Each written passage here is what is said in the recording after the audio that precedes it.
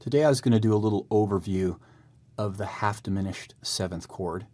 This is just uses for the four notes of the chord. For instance, C, E flat, D flat, B flat.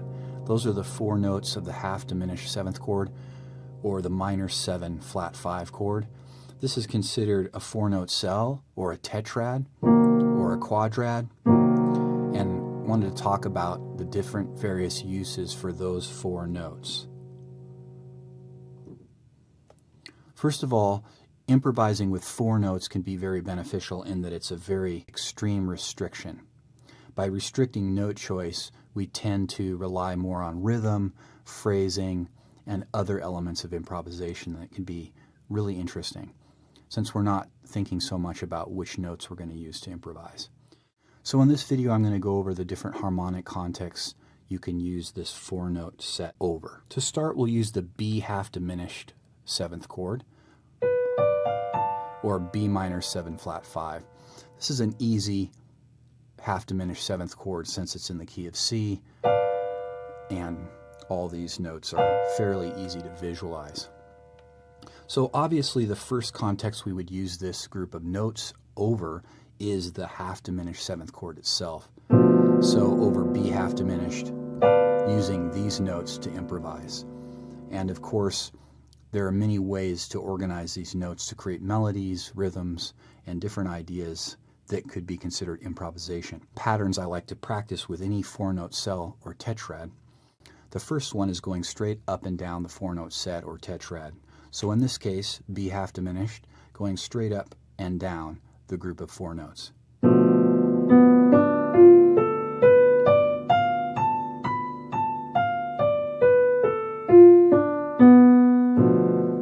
And you can hear that that's already a great sound, just moving straight up and down the group of notes. You can do this starting on any of the four notes. So if I start on the third of the chord,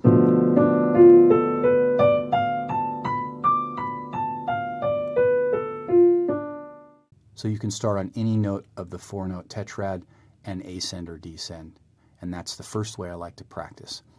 The second way I like to practice a four-note set is by skipping voices. That would be something like this.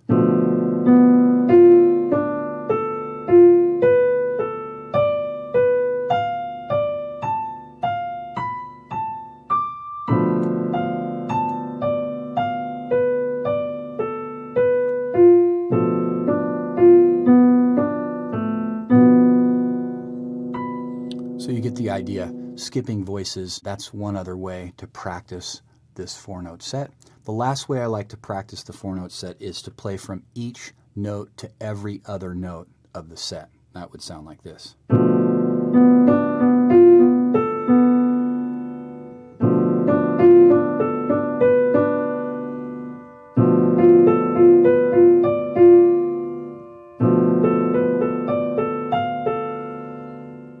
This gives you all the different dyad possibilities within the tetrad, within an octave. And so it's a very efficient way to practice all the different variations that are possible melodically from a given four-note set. You can do this ascending or descending. Here's an example of the descending exercise.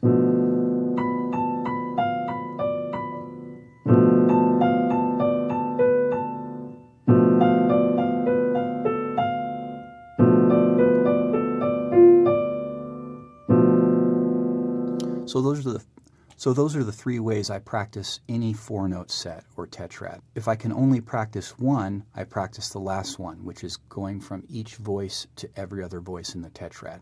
If I want to practice the easiest one, that will be the easiest to play technically, I just go straight up and down the four-note set.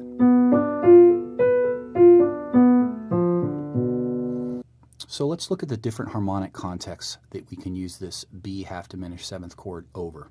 Obviously, we have the B half diminished sound, and of course, we would have this in any of its inversions. So one of the inversions, which is quite compelling, is the D minor 6 inversion. So when we have a D minor 6 chord or a D minor 6/9 chord, this tetrad works really well.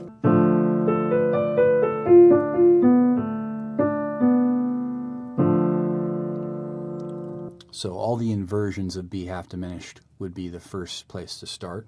One of the reasons I really like this group of notes is it works over all sorts of chords. For example, we could use over a major chord, F major 7 sharp 11.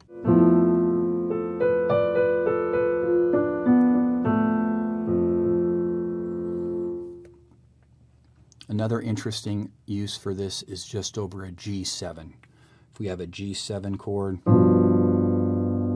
this tetrad gives us a G9 sound.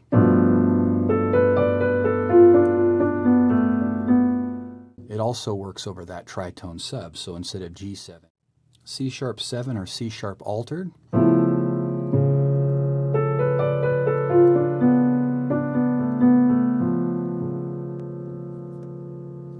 Can also work on B7 or B altered.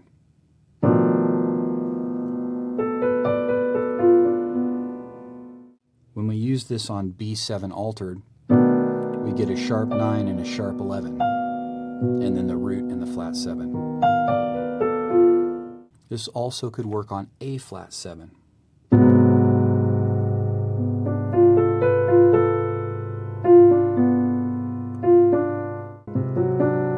On A7 we get sharp 9, flat 9, 13, and sharp 11.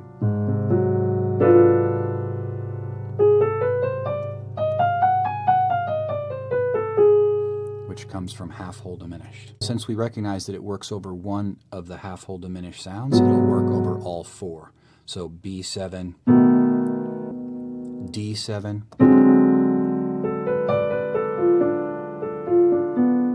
and F7.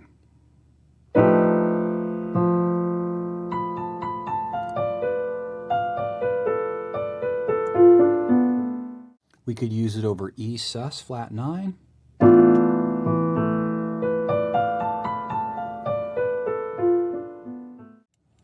So one thing that's so interesting about this sound is that just by practicing this 4-note set, you can use a multitude of half-diminished 7th chords or minor 7 flat 5 tetrads over dominant chords. It works in so many ways. So let's take a simple C7 and look at all the ways we can use these half-diminished 7th chords. C half-diminished, giving us the sharp 9, the sharp 11. So that's a half-diminished 7th chord built off the root of the dominant. Next we could build it off the sharp 9 of the dominant chord.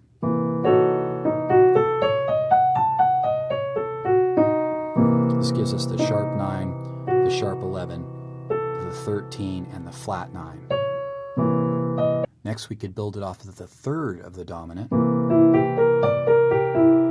and that gives us a dominant 9.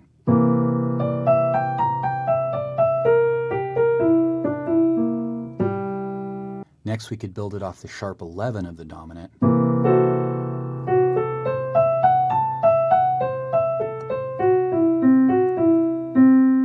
This gives us a sharp 11, the 13, root and third. For a C7 sus flat 9, we could build it off of the 5th.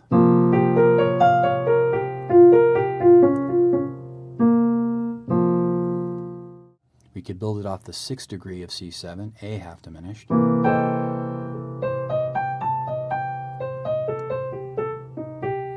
And this gives us the sharp 9 and the 13. And we can build it off the flat 7 of the dominant. So B flat, half diminished over C7.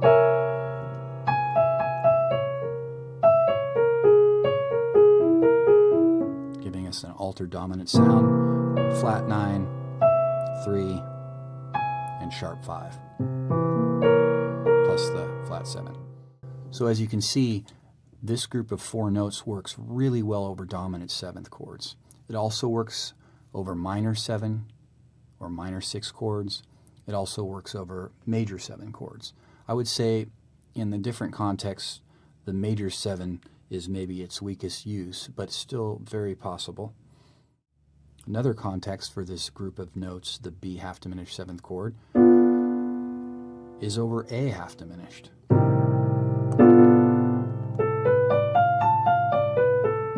This gives us all the upper structure notes if we're coming from a melodic minor mode, the 6th mode of C melodic minor.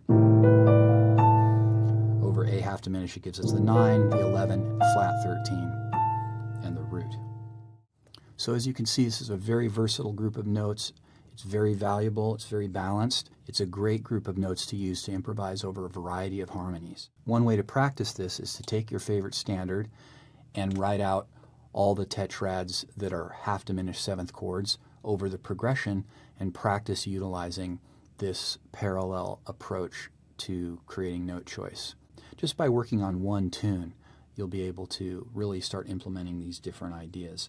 The restriction is valuable. It will help you focus on rhythm, phrasing, listening to the rest of the band, and other elements of improvisation that are very valuable besides just figuring out which notes to play. All right, I hope you found that helpful. My name's Matt Otto. I'm a tenured professor at Kansas University.